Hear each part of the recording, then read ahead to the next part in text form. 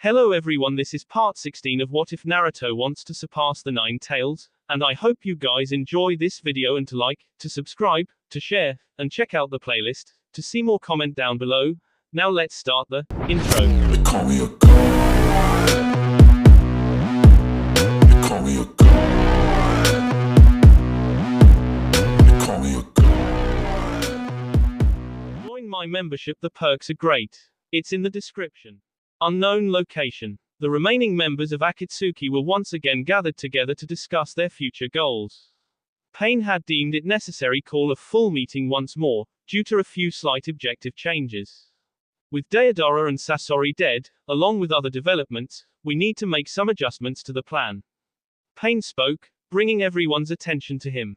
Though Toby had retrieved Deidara, the explosives expert had still been poisoned and none of them were skilled enough with medical ninjutsu to cure him of it, not to mention that the poisoning had been in an advanced stage already.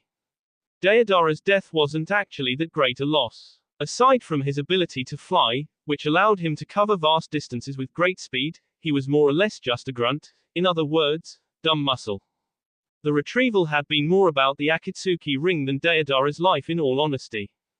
Sasori's loss had been a much more severe blow. Aside from being very skilled and intelligent, the puppeteer had also established a wide-ranging spy network across the elemental nations. Zetsu was the uncontested best spy in existence, but the amount of information gained by having agents planted everywhere was considerable. Hiden and Kakazu will go after the Nibi in Kumo. Niyugito has a high bounty on her. I'll collect on it after we seal the Nibi. Kakazu said in approval, mostly to himself. Hiden, the only thing you care about is money. Hiden scoffed in disdain. It's better than your religion, money is at least useful. Kakazu retorted with equal disdain. Enough, Pain declared. The command in his distorted voice was clear and nobody dared disobey. Hiden had only needed one demonstration of soul removal to convince him that his immortality could be worked around, and Kakazu had quickly seen that his many destructive ninjutsu were worse than useless against the Predator path. Both were pretty much press-ganged into the service of Akatsuki, but there was nothing that could be done about it. They didn't really mind too much, since one got to collect high bounties and the other got to sacrifice people to Jashin on a regular basis. We have lost track of the Sanbi, so Zetsu will search the coastlines of Water Country where it was last seen. Toby will help him. Ooh. Toby gets to help Mr. Zetsu on his mission. Toby is so excited. Toby exclaimed, but was for the most part ignored completely, only Kisum giving a small, amused smirk at the masked man-child. Itachi and Kisum will remain inactive for now. We will gather again once the Nibi is due for extraction. Shikamaru, Chuji and Ino were sitting on a bench just outside the emergency room in Konoha's hospital, deeply worried about their sensei. Shikamaru had been the only one of the three who had taken part in the battle against Akatsuki members Hiden and Kakazu that had ended with a severely injured Asuma, Chuji and Ino's team having arrived just a bit too late. If it hadn't been for the new healing seal tags that were now mandatory for all Konoha shinobi to carry, he would have been dead already. As it was, he still had some burns from his own technique and a severe heart injury from Hiden's bizarre blood binding technique. The healing tags had kept Asuma's heart operational, despite the injury to it, and repaired a minimal amount of damage to it. They had rushed the downed Junin back to Konoha as fast as possible, constantly keeping seal tags plastered to his chest and someone channeling chakra into them to keep him alive. All three of them had gained a whole new appreciation and respect for Naruto's mastery of seals, knowing that it was the only thing that had given them even this small hope of having their sensei survive. Tsunade had been called to take over the treatment as soon as they had barged into the hospital, the other medical ninja there quickly realizing that it was beyond their ability to help. That had been hours ago and they still hadn't heard anything one way or another. That in and of itself was slightly comforting, since they would have been informed already if their sensei had died. A courier had rushed into the room not long after Tsunade had arrived, carrying a box, but that had been the only time the door had opened. When the Hokage finally stepped out of the room, wiping blood off her hands, all three of them jumped to their feet and stared at her with tense expectation, desperately hoping for good news. His heart was too badly damaged to save, she said, causing their hopes to plummet until she continued, but fortunately we had a heart with the proper blood type available for transplant, so he's going to survive. though he's going to be out of commission for a while. Shikamaru and Chuji slumped with relief, let out a breath they hadn't realized they were holding, while an over-enthusiastic Ino ambushed the chesty Hokage with a hug, thanking her fervently. Asuma-sensei might have irritated her with his slacker attitude, doing nothing but play shogi with Shikamaru or lie on the grass with him all day, but he was still her sensei and she would have been devastated to lose him. Now that Asuma is out of danger, I want a report on what happened. Tsunade demanded, bringing them to attention as Shikamaru outlined their battle with Akatsuki. I see, so they were too much for your team to handle. Tsunade had expected as much. Asuma was a powerful Junin, but S rank he was not. Shikamaru, Kotetsu and Izumo, who had been on his team, were considerably weaker than him. They weren't even supposed to have been fighting the two Akatsuki members, but it had been just their bad luck that one of the two Akatsuki members was a bounty hunter and had gone after a friend of Asuma.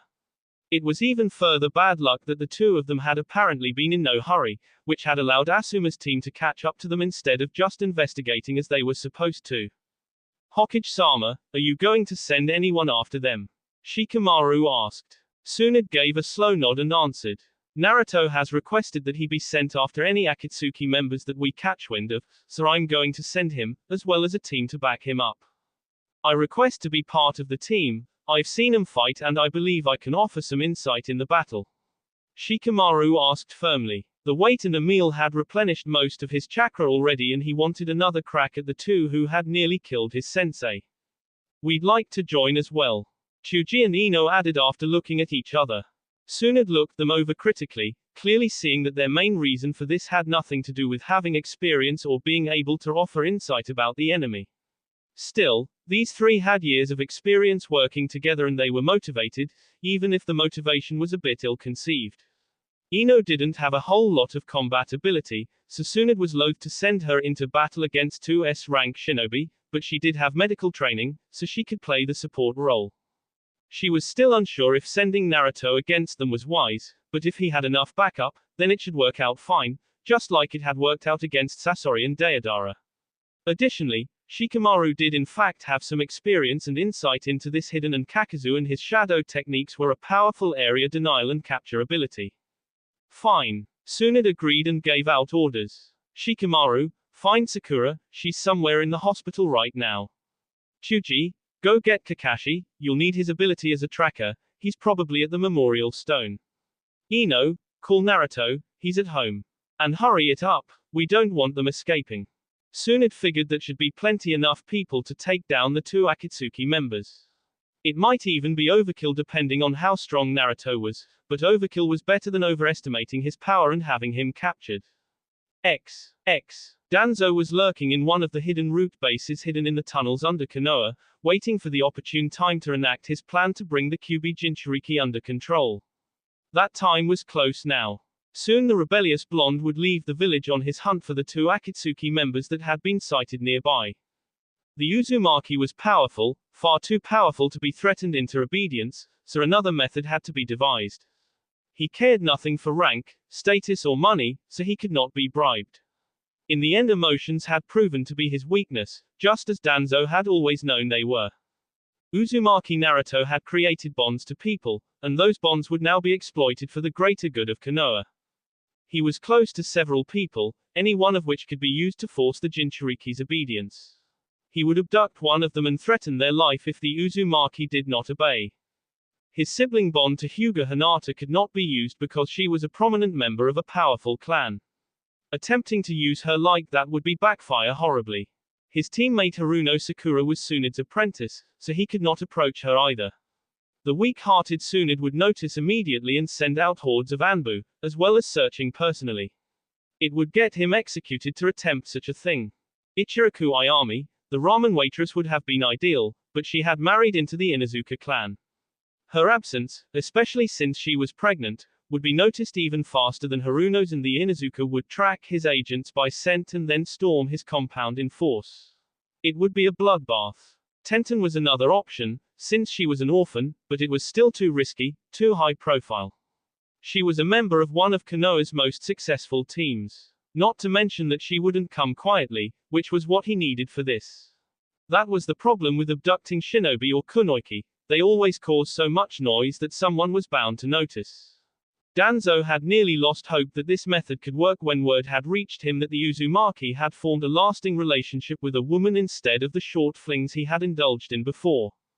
The bandaged warmonger would have usually been suspicious of the woman's origins as a daughter of Kumogakure's shinobi, but apparently she had been here for 21 years already. If she had intended to do anything, then she would have. The Uzumaki's explanation of her origins had not been deemed secret, so it had spread around, though few were even particularly interested. It vexed Danzo that he had no information on either her or her parents, but it was not surprising. The Yondaime had been extraordinarily distrustful of the council, and the Kyuubi's rampage had caused enough chaos that a great deal had slipped by unnoticed. Indeed, Danzo had been rooting out spies for years after the attack. This Zana that was with Uzumaki was perfect for his purposes. The Jinchuriki had formed a strong bond with her, she was supposed to have only minimal kunoichi training, so she would not be hard to subdue, and she was largely unknown to everyone, so her absence would not be noted by anyone of importance before it was too late. Danzo would send his route to capture her, and when the Jinchuriki returned from his mission against the two Akatsuki members, he would receive a message that his woman was in Danzo's keeping and that he would follow orders if he wanted her to stay alive. Once this was done, the Jinchuriki would be subjected to long-term brainwashing of the type that Danzo had perfected long ago. He would slowly be given images of his woman, each one slightly altered until his memory of her would be different than reality. While this was being done, Danzo intended to find a woman of at least vaguely similar appearance and then surgically alter her to fit Uzumaki's new mental image of Zana. This woman would eventually be similarly threatened, bribed, coerced, or brainwashed into going on an assassination mission to kill Uzumaki Naruto, who would have to kill her in self-defense. This, along with whatever dehumanizing training he could put the Jinchuriki through, would make certain that Konoha's Kyuubi Jinchuriki would be an emotionless weapon of unstoppable power to be pointed at the rest of the elemental nations. Uzumaki Naruto would become the sword that would cut down Konoha's enemies and make them kneel as the leaf became an empire. And he, Shimura Danzo, would do this, as soon he disposed of the useless Godaime Hokage and installed himself as Rokudaime. His spies had informed him that the woman had a bloodline. Not a very strong one, but it was something. She would be used to breed a new clan, and her children would become the next generation of tools to make the roots of Konoha strong. Danzo knew that he was old and may not have time to accomplish all of this. Senju Hashirama's cells would allow him to live longer than he would otherwise, but he was running out of time. He had hoped to train Sai as his successor, but now that was no longer an option. He would either find a new successor, or one of her children would be used for the purpose. Fu, gather a team of 3 shinobi and go to the residence of Uzumaki Naruto. You will bring the woman called Zana to me. All the relevant mission information is in the mission scroll. Use your mind-body switch to take over her body and have her come to the base if she refuses to cooperate. Danzo said to one of his most trusted subordinates. Understood, Danzo-sama. Fu replied emotionlessly from his kneeling position. He would execute his orders to the letter. Zana was lounging on the very comfortable couch in Naruto's living room. All the windows were open, letting a lovely breeze blow through the apartment constantly. She had her legs sprawled in a most unladylike fashion, particularly liking it when the occasional errant gust of wind blew between them. Additionally, she was indulging in something that had caused Naruto a great deal of amusement when he'd learned that she enjoyed it. Ice cream. The ancient demoness was convinced that it was one of the few things that humans had ever done right. The chilled treat came in many flavors, and it felt great when it slid down her throat, leaving a cold trail on her insides. Once, long ago, when she had been pretending to be human during one of her bored periods, she had made certain to eat completely ridiculous amounts of ice cream. This was done mostly in front of women who were dieting to stay thin. It had been remarkably funny seeing them fume in jealousy as she ate entire tubs of ice cream day after day, with no change to her perfect figure, while they had to keep careful watch over what they ate. Naruto made sure to keep plenty of ice cream of various flavors stocked in his freezer at all times. This pleased the redhead. He was such a considerate man. She brought another large spoonful of delicious, chocolate-flavored coldness to her mouth, intending to experience the delightful sensation that humans called brain freeze. As soon as the feeling abated, 4 shadows jumped in through the window and surrounded the lounging demoness. She looked him over but didn't bother getting up, instead taking another spoonful of ice cream. Zana-san, Danzo-sama has requested your presence, Fu stated politely, his voice completely empty of emotion. The demoness looked over at the apparent team leader for a moment before dismissively turning her attention back to the ice cream.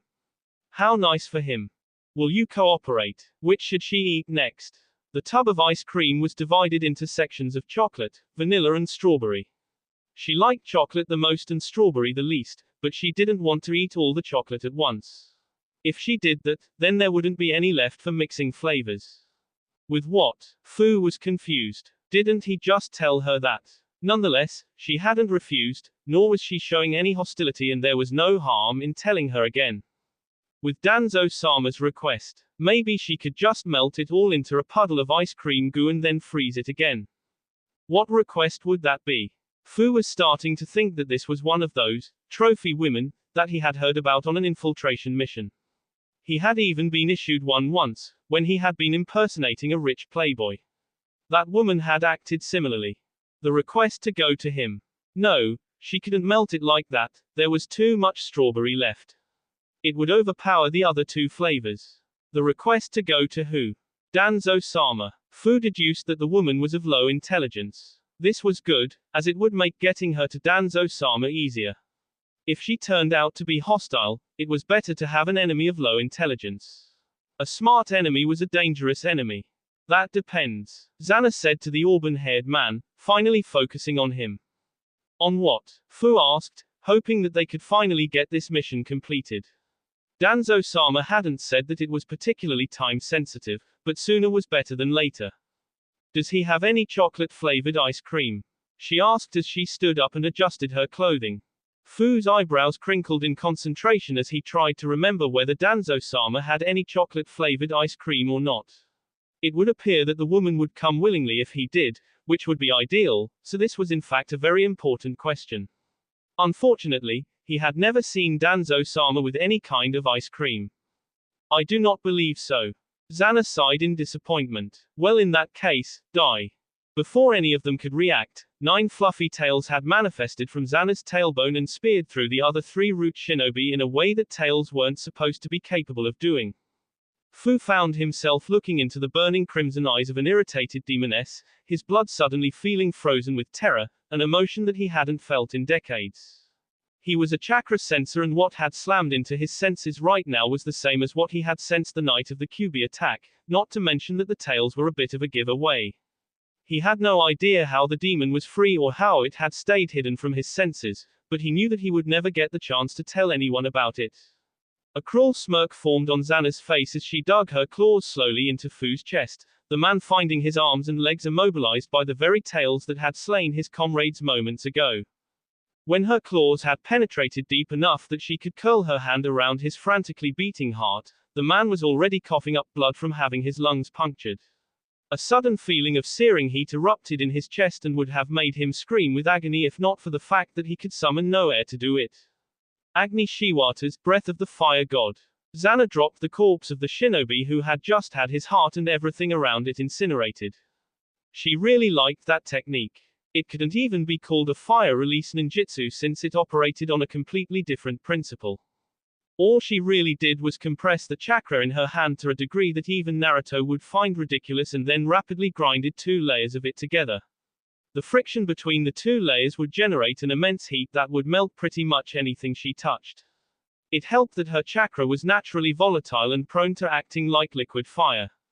Idiots, she muttered to herself and sat back down in her previous spot. Without emotions, these fools weren't even capable of judging when someone was mocking them, much less whether they're dangerous or not unless it was a combat situation. Emotions could get in the way sometimes, but not having them was an even worse handicap, as they were crucial in the decision-making process. It was too bad that Naruto's apartment was littered with so much trash, but he would clean it up when he got home. She certainly wasn't going to do it. She was a demon, not a housewife. Hear her roar. Hidden, Kakazu, why have you disengaged from the ceiling? Pain's distorted voice asked the holograms of the 2 Akatsuki members in question. We've been tracked by Konoha shinobi. I think the QB Jinchuriki is one of them. Kakazu answered. Very well, you are to take him alive. Pain reminded to make certain that Hidden wouldn't go overboard. Kill the others. Oh yeah, I'm gonna sacrifice them all to Jashin-sama.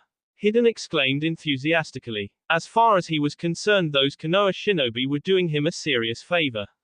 Fighting and killing them was going to be way more interesting than sitting still for 3 days until the Nibi was sealed. It would probably be even longer now that they were a man down. Hidden-san, Kakuzu-san. Itachi spoke quietly, making everyone looked over at him. Be wary, Uzumaki Naruto is very powerful. Of course, he hosts the Kyuubi. Kakuzu nodded in understanding. It made sense that the Kyuubi Jinchuriki would be the most powerful of the 9. Nobody has ever seen him use his Bijuu's chakra. Do not expect him to fight like a Jinchuriki. Itachi warned and closed his eyes, clearly intending to say no more on the subject. Kakuzu narrowed his eyes in thought while Hidden just scoffed.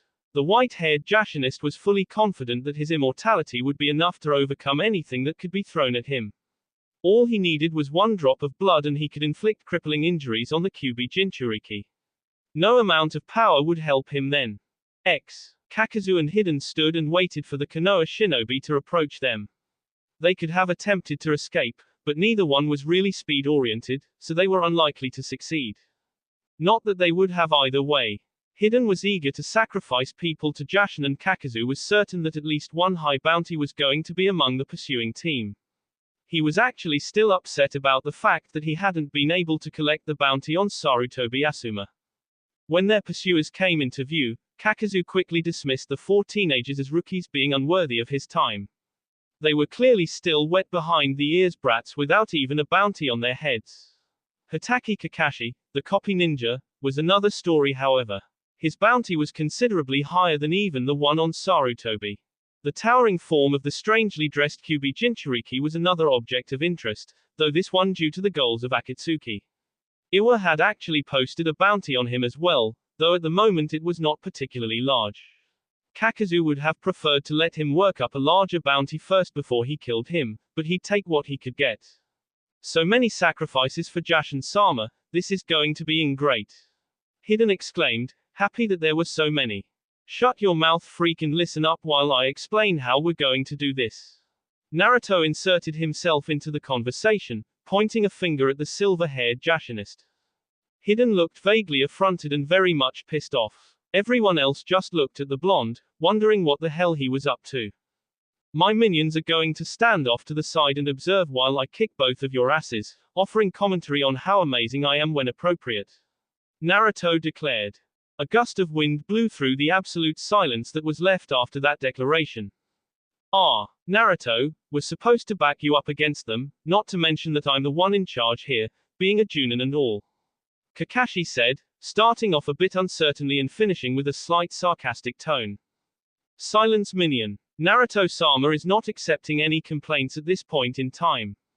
Naruto shot back, making everyone sweet drop, including the 2 Akatsuki members. Is this guy for real? Kakuzu asked the Konoha shinobi, masking the incredulity in his tone. It suddenly became clear why they hadn't tried an ambush. This insane Jinchuriki had no doubt insisted on just flat-out walking up to them and challenging them to a fight. He'd taken Itachi's words seriously and hadn't expected the Uzumaki to fight like your average Jinchuriki, but he was obviously not your average shinobi either. He hesitated to even call him a shinobi. Sakura and Kakashi gave resigned sighs and nodded. Who the do you think you are, telling us how things are going to go? I'm gonna sacrifice all of your little buddies to Jashin-sama while Kakuzu takes you down, that's how things are gonna go. Hidden said to the blonde, still pissed off about being called a freak. I'm the guy who got interrupted during his morning because of you crispy fried imbeciles. The blonde roared at the zealot. I don't care what I interrupted, you're gonna be dead soon anyway, but I'll kill those other guys first.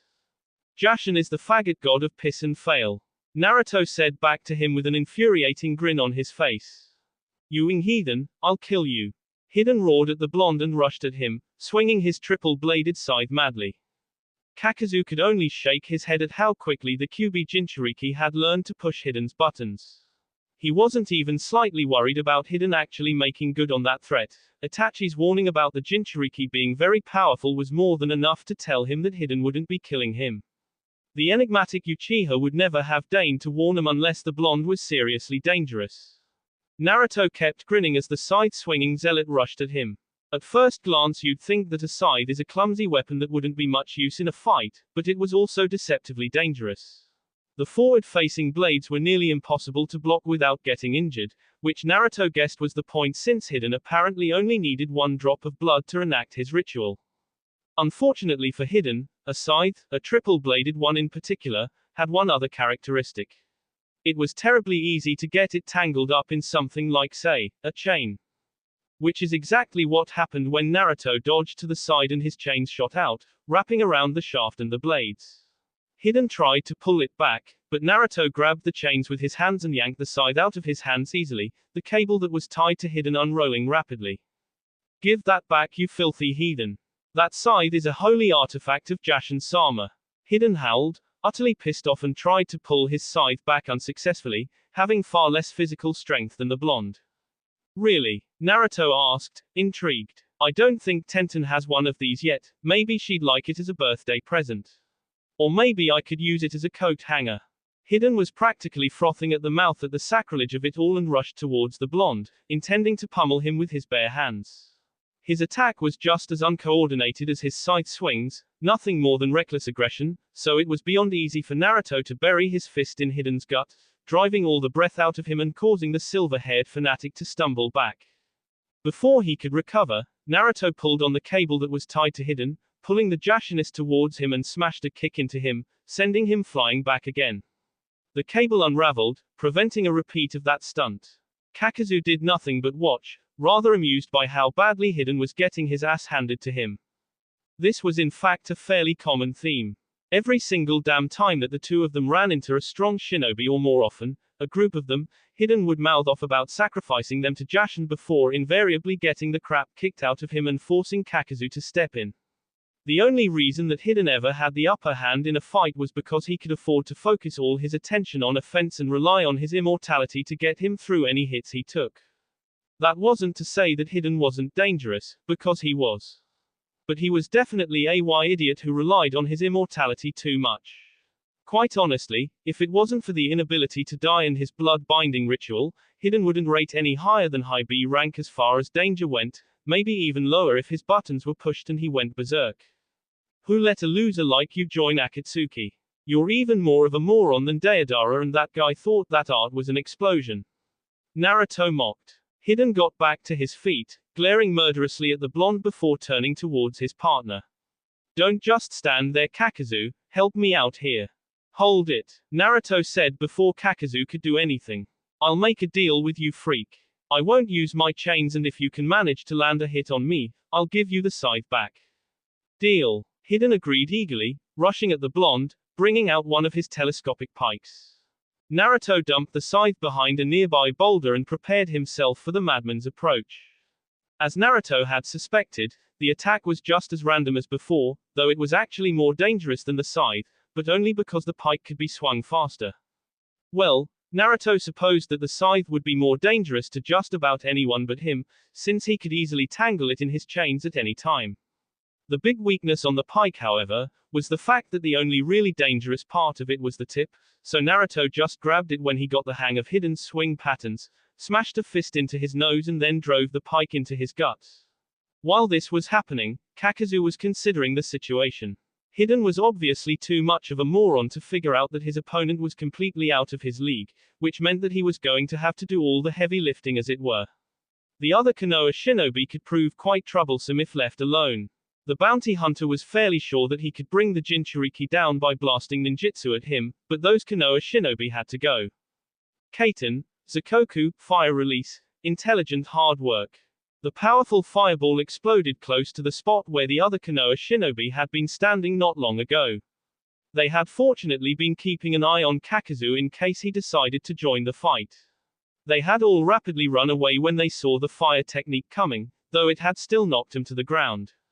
Naruto's head snapped towards the explosion, seeing that Kakazu had gotten impatient or greedy or whatever and decided to attack the ones that he had designated as being observers only. This pissant seems to like the cheap tricks. The blonde yelled at the masked Akatsuki member, who had by now removed his robe. Let me show you a cheap trick of my own. Hiden, who had by now extracted the pike from his gut, was once again rushing at the blonde, but Naruto was done playing around. He grabbed the Jashinist's wrist and spun him around, a chain extending from his abdomen, spearing the fanatic through the back and emerging from his chest before being lifted into the air, the newly impaled man screaming the whole time. Raiten, Gian, lightning release, false darkness. Kakazu fired the spear of lightning towards the blonde, intending to take him down quickly. The lightning technique would be painful and debilitating to a powerful enemy, but not fatal. Ninpo, Ninja no Take, Ninja Art, Human Shield. Hiden was moved into the path of the lightning bolt and electrocuted rather badly. Holy shit, that's brutal. Shikamaru muttered to himself, getting nods from those around him. This might be the man that had nearly killed his sensei, but getting impaled and then used as a meat shield had to be just about the most brutal thing he had ever seen done in a fight. Ah, watch where you're aiming those, Kakazu. And get me off this chain. Hiden yelled at his partner. You'll be fine, Kakazu said back casually with a complete lack of concern. Fuyuten, Atsugai, wind release, pressure damage. Hiden was once more placed into the path of the technique, but this one affected a far too wide area to be blocked with a human meat shield. Still, aside from some seriously powerful wind, the technique itself wasn't particularly damaging. The other Konoha shinobi were also blown away, but left entirely undamaged. Alright, that is it. I am done playing around with you, Naruto said in irritation and took off his coat and tossed it towards his newly arrived teammate, who had just made it back after being blown away. Sakura, catch. The pink-haired medic caught the black coat out of reflex, but scowled at being used as a coat hanger while her teammate did all the fighting. Hey, Sakura, the blonde called out again, focusing her attention on himself once more. You remember when you said that I couldn't copy Tsunde's strength technique with Fuinjutsu? Sakura's eyes widened at the implication, which made Naruto grin. Suyo no Fuin, Hatsudo, Seal of Power, activate. An intricate webwork of Fuinjutsu script appeared on Naruto's arms, shoulders, spine and legs, though the last was hidden by his pants.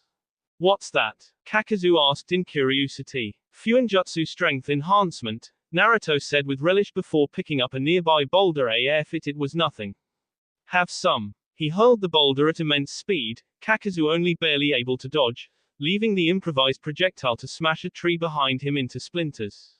Before the masked Akatsuki member could say anything more, a different masked man impaled him from behind with a blade of lightning. Kakashi had stayed hidden after being blown away by the wind and used the distraction provided by Naruto to launch a sneak attack. Damn it, Kakashi. Didn't I tell you not to get involved? Naruto said with a scowl. I didn't even get to test out my new seal properly. The masked Juninai smiled at his student. Well, we can't get what we want every time. You think that you've won. Hiden ranted, blood still steadily flowing from where he was impaled. In that instant Kakashi was kicked away by a very much alive Kakazu, who dusted himself off as if the hole in his chest didn't bother him at all.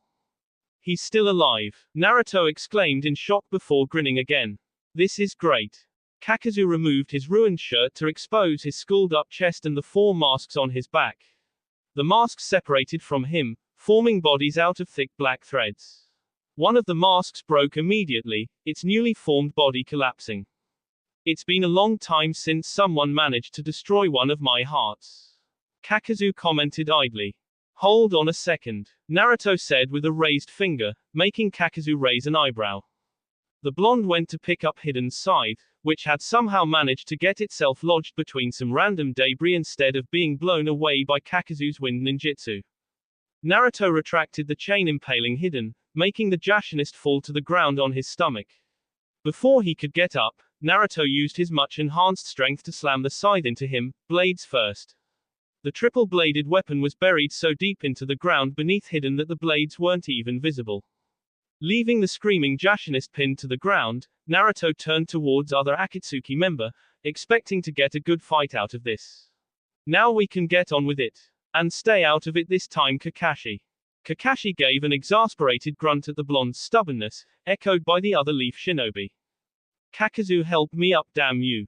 Asshole. Kakazu and Naruto just stared at each other for a moment longer, both ignoring the Jashinist. You really think you can take me on? Kakazu asked his blonde adversary. I've fought against the Shodai Hokage and you're not anywhere near his level. Naruto simply grinned back at the man. He didn't care that this guy was apparently older than dirt, all he cared about was the fact that there really was no way for him to lose this fight. Kakazu couldn't get too rough and he could heal from anything that wasn't fatal. It doesn't matter who you've fought before, because this is going to be your last battle. Naruto rushed towards the masked Akatsuki member, fully intent on getting into a fist fight with him. Raiten, Gian, lightning release, false darkness. The lightning spear blasted towards Naruto from the mouth of the lightning mask, but the blonde didn't bother dodging, instead just pointing his open palm in the direction of the technique and absorbing it into the seal on his gloves. Kakazu's eyes widened slightly in surprise, but he was given no time to think about that the hell just happened as his opponent reached him and swung his fist. Kakazu was an old shinobi with decades of experience though and was able to react, using his earth heart to harden his skin. The punch still sent him flying, but he only suffered minor damage. That was alarming in and of itself though, since the composition of his body and the protective abilities of his earth heart meant that he was supposed to be immune to physical attacks. Either way it was time to stop playing around. The wind mask opened its mouth and started spewing compressed balls of air at a rapid rate. Naruto took several direct hits and got blasted backwards from the force of it. Naruto! Sakura shouted in worry, making towards her teammate. Before she could take more than a few steps though, the blonde in question got up, looking entirely undamaged aside from a small trail of blood coming out the side of his mouth. There were a few seals on his chest, giving off a green light as bruises rapidly faded out of existence and then the seals vanished as well. That almost hurt, he said to the masked Akatsuki member with a vicious grin. Kakazu frowned slightly. This was not going at all the way that he'd expected it to. Those compressed air blasts were strong enough to shatter stone and yet the Kyuubi Jinchuriki had gotten up as if they were nothing. And the rapid healing ability that he had displayed was worrying. Combine this with the fact that he still didn't know what exactly had happened to his lightning technique and it was painting a very troubling picture. Apparently the only reason that he hadn't used those chains against him so far had been because he wanted to test out his strength-enhancing seal. The bounty hunter might like to say that he had fought against Senju Hashirama, but quite honestly that fight had been almost entirely one-sided. The overpowered goofball of a Hokage had easily overwhelmed him with his powerful Mokuton techniques and even taken it easy on him. For Kakazu, it had been a bitter struggle. For the Shodai, it had been light exercise. The one and only injury that he had managed to inflict on the Senju clan head had healed over so rapidly that it was ridiculous. He'd been forced to flee after that, as the Shodai had gotten slightly serious. He was smart enough to easily deduce that with the Jinchuriki's healing ability, he truly would be unable to win, not to mention the fact that he was outnumbered, though they seemed to be keeping the distance for now. He couldn't risk fighting alone anymore. Hidden might be an irritating idiot, but if nothing else, he could be useful as a distraction. Now he just needed to get the overzealous nutcase free. Aside from that, they would probably need to cut the Jinchuriki's legs off to stop him. Kaiten, Zakoku, fire release, intelligent hard work. The fire heart blasted the fireball in the general direction of the blonde, but his real target was a bit further behind, the pinned down form of Hidden. Naruto dodged the fireball and the wide-eyed Jashinist could do nothing except stare at the approaching fireball helplessly. While a screaming Hidden was sent flying, Naruto charged at the bounty hunter again, but this time his chains were advancing towards him as well, forcing the money-obsessed man to keep on the move to avoid getting tangled up. The remaining Konoha shinobi that Tsunade had sent with the intention of backing Naruto up were observing some distance away, feeling just a bit superfluous. Shouldn't we help him? Ino asked uncertainly as Naruto took another air blast to the chest, but kept plowing right through it. He seems to have things handled. Kakashi said with a shrug. He knows that they aren't allowed to kill him and he's taking advantage of it. If we get involved, we're liable to get caught in the crossfire. Just keep an eye out for any sneak attacks. The others looked dubious, but nodded anyway. Naruto kept flailing his chains around the battlefield, dodging as many of the compressed bursts of air as he could and even absorbing a few. So far he hadn't thrown any of Kakazu's ninjutsu back at him, so the bounty hunter didn't know he could do it. The blonde knew that the fire mask was the greatest danger here. The wind mask didn't seem capable of creating sharp wind ninjutsu, which meant that it couldn't really hurt him all that badly, his natural durability and healing ability making it more of a minor nuisance. The lightning mask was potentially more dangerous, but so far it had only used one technique and that one was simple enough to absorb. He'd done it 3 times so far. Only a couple of fireballs had been thrown at him by the fire mask so far, and both of them had quite clearly not been meant as direct hits. Probably some kind of misguided idea to wear him down by repeatedly injuring him. The small burns had healed near instantly and he still had a great deal of chakra left, so there was no danger of that happening. Passing by a fallen tree, Naruto sensed an opportunity to finally end this stalemate. He picked up the tree and hurled it towards Kakazu and then immediately charged towards the fire mask. It was a considerable distance away, so Kakazu was able to dodge the tree and focus his attention back on the blonde long before he reached the mask. Naruto had predicted this, however, and sent a rapid stream of the previously absorbed wind blasts at the bounty hunter, shocking him badly enough that he got hit by one and knocked to the ground. That proved to be plenty of time to close the distance with the fire mask and blast one of Kakazu's lightning spears into it, destroying it. Kakazu was now in full retreat, backpedaling rapidly. If he was still capable of it, he would have been sweating. In spite of Itachi's warning, he had underestimated the Jinchuriki.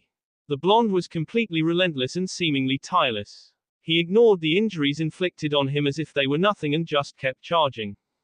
Kakazu had been banking on his ability to escape the chains and attack from multiple directions to keep the Uzumaki busy until Hiden showed up. And where the hell was Hiden anyway? If this kept up for much longer, he would lose another heart.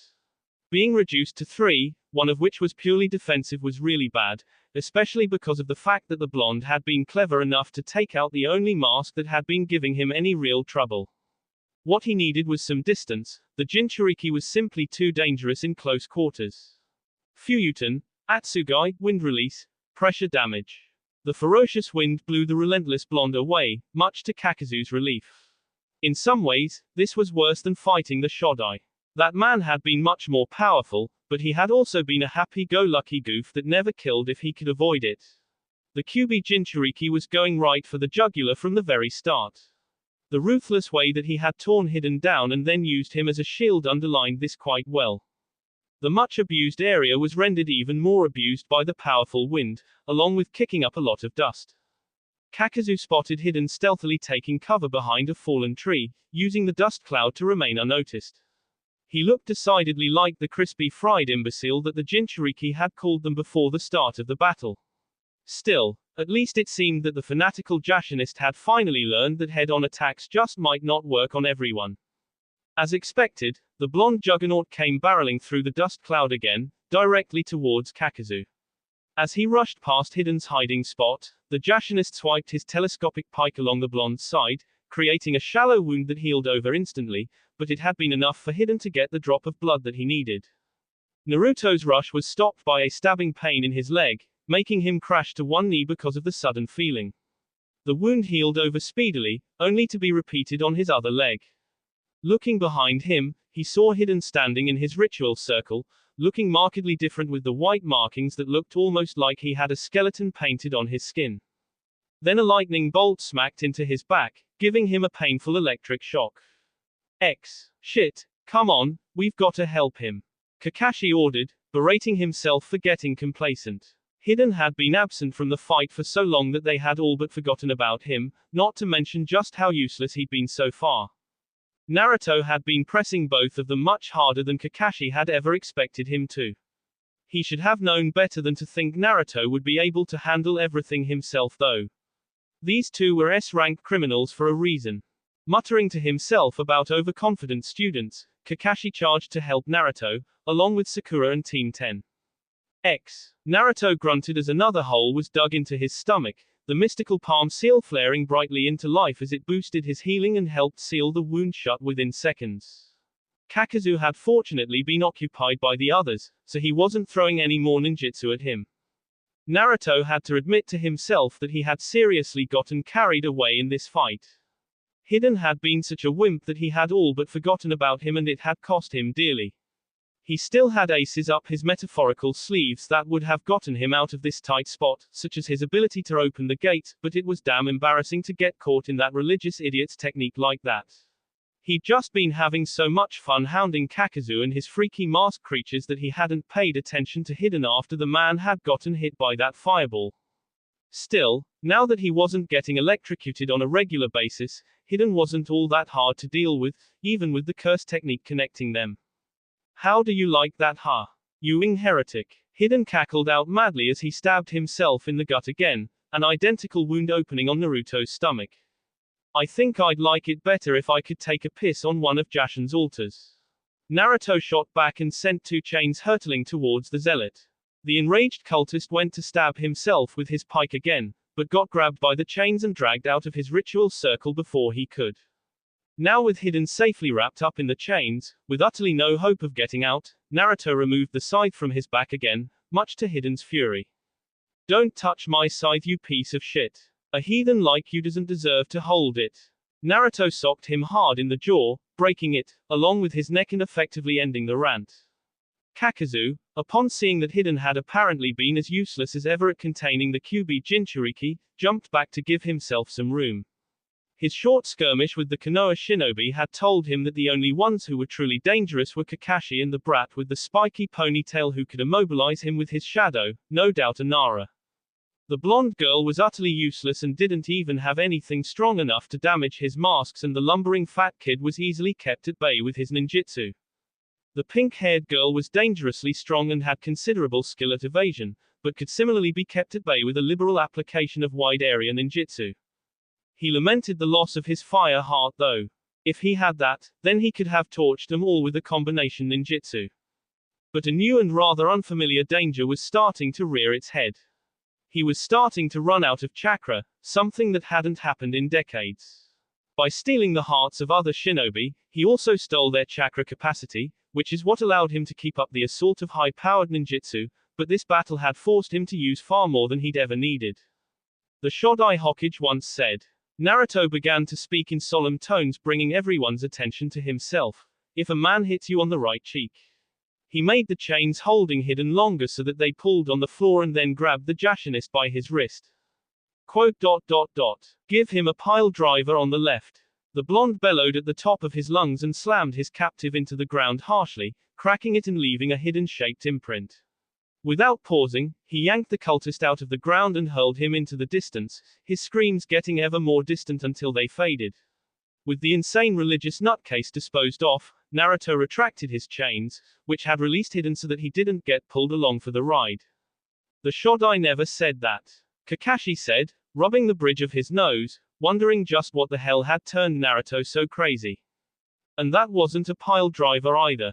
Chuji added with a massive sweet drop. Sakura simply palmed her face. Kakazu analyzed his situation and came to the grim conclusion that this was extremely unlikely to end in his favor. The Jinchuriki alone had been bad enough, but now that all of them were ganging up on him, he was quite simply screwed.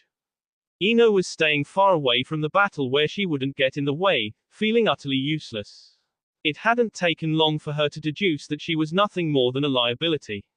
The only technique she had that might do anything was her mind-body switch, and that would be insane to use against these Destructo zombies. If she got injured possessing one of their bodies, they'd just shrug it off and she would die. Naruto created several shadow clones, who immediately started saturating the air around the lightning mask with chakra and began to twist it around with ever greater speed until it was actually lifted into the air. Lightning being weak to wind meant that the mask being caught in this makeshift miniature tornado prevented it from getting off any of those lightning spears. Meanwhile, the original had sent a multitude of chains to chase Kakazu, with Shikamaru's shadow tendrils coming in from the other direction, making it increasingly harder to avoid both. The wind mask had fired off a few swift attacks, forcing Kakashi, Sakura and Chuji to duck for cover behind a quickly raised earth wall, courtesy of the masked Junin. As soon as the wall went up, it turned its attention towards Shikamaru, forcing the Nara to stop trying to capture Kakazu and duck for cover as well. Kakazu himself jumped into the air to avoid a particularly insidious chain that came at him from the ground. Naruto grinned viciously as he pointed his palm as the airborne and helpless bounty hunter and blasted him with one of his own lighting techniques, easily piercing through the hardened skin granted by the Earth Heart.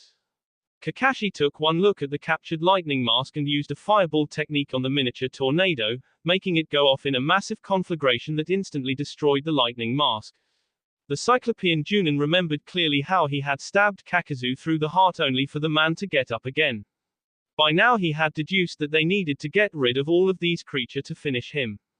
The shadow clones popped, as soon as they weren't needed anymore, except for one at the very back that was out of sight of everyone.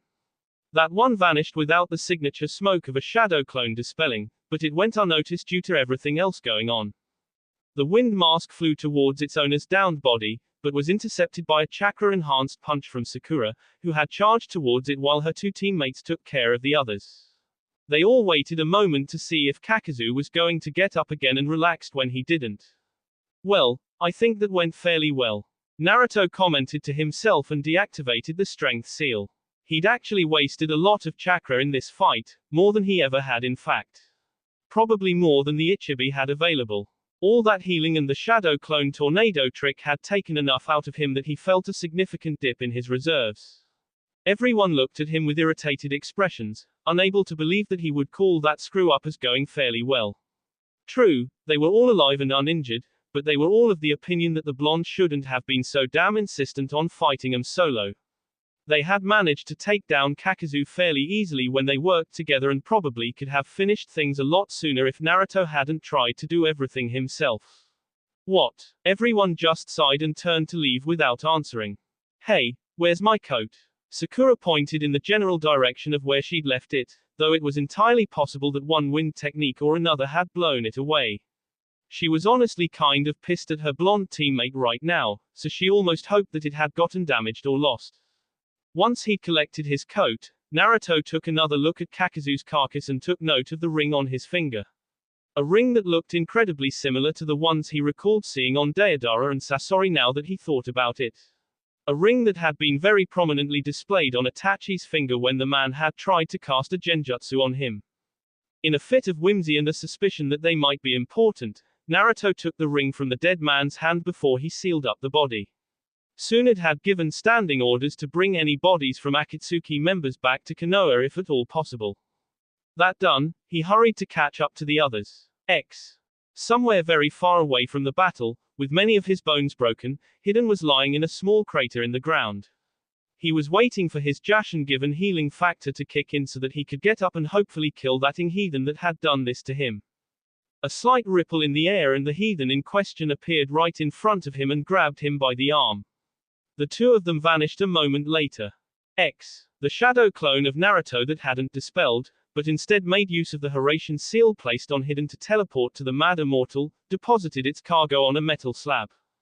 Before the disoriented Jashinist could so much as speak a word, he was bound with fuinjutsu restraints, along with more pedestrian methods such as regular chains and rope, to make utterly sure that there would be no escape. There was also a gag in Hiden's mouth to keep him quiet, since his insane ranting was really quite annoying. Naruto had recreated the Horatian long before the training trip had ended, but had chosen not to tell anyone about it.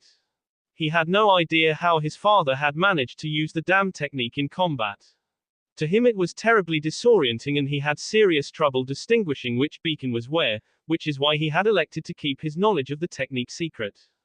That particular decision had paid off in unexpected ways. He hadn't expected to run across an immortal of all things, but he wasn't going to look a gift horse in the mouth. He had marked the man with a Horatian seal just before sending him flying, with every intention of collecting him. It was obvious that the man was a rampantly insane serial killer, so Naruto had no moral scruples about taking him apart piece by piece if he had to in order to discover the secrets of his immortality. Hiden felt the first stirrings of unease at the hungry look being sent his way by the heathen that had abducted him. That will be all for this video. Be sure to like, subscribe, share, and comment down below for more videos. Goodbye.